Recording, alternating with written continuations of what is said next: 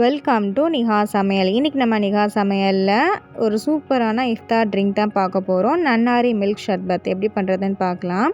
இந்த ட்ரிங்க் செய்கிறதுக்கு first sabja seed 2 tablespoon அளவுக்கு தண்ணி சேர்த்து ஒரு 15 நிமிஷம் ஊற வச்சுக்கலாம். பாதாம் பிசின் வந்து ஒரு 4லேருந்து 5 மணி நேரம் கிட்ட ஊறணும். அப்போ தான் நல்லா ஊறி வரும். ஒரு 4-5 பீஸ் சேர்த்துட்டு அதுலேயும் தண்ணி சேர்த்து நல்லா ஊற வச்சுட்டு இதை ஓரமாக எடுத்து வச்சுக்கலாம்.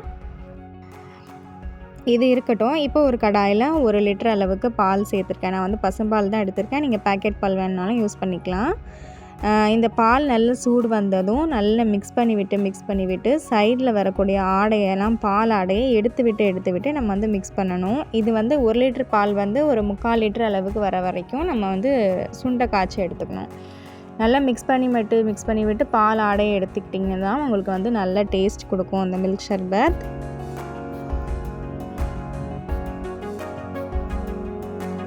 இது வந்து ஒரு 15 மினிட்ஸ்லேருந்து 20 மினிட்ஸ் வரைக்கும் ஆகும் நல்லா காய்ச்சி எடுக்கிறதுக்கு. சைடில் வரக்கூடிய எடை எடுத்து விட்டு மிக்ஸ் பண்ணிக்கோங்க. அதுதான் வந்து நல்ல டேஸ்ட் கொடுக்கும்.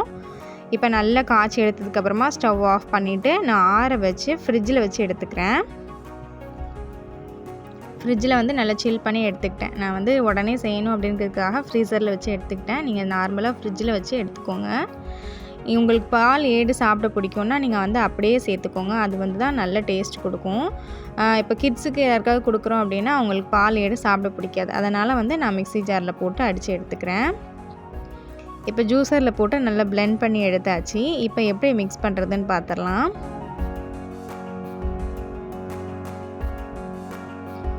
இப்போ ஒரு கிளாஸ் எடுத்துருக்கேன். இதில் வந்து ஃபஸ்ட்டு நன்னாரி சர்பத் வந்து சேர்க்கணும். நான் வந்து 2 டேபிள் ஸ்பூன் அளவுக்கு சேர்த்துக்கிறேன்.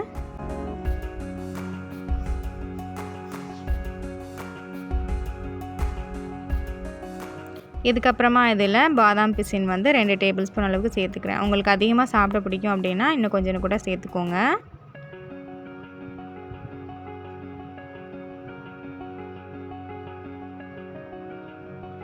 அடுத்ததாக வந்து சப்ஜா சீடும் 2 டேபிள் ஸ்பூன் அளவுக்கு சேர்த்துக்கிறேன்.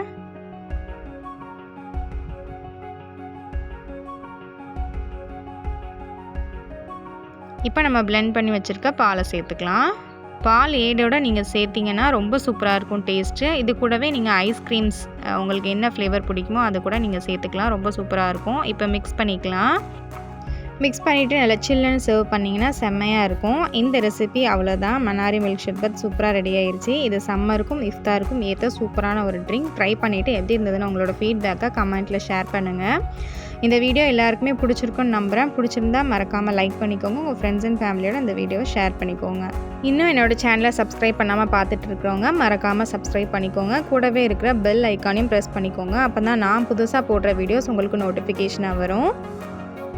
தேங்க்ஸ் ஃபார் வாட்சிங். Keep supporting my channel Niha சமையல்.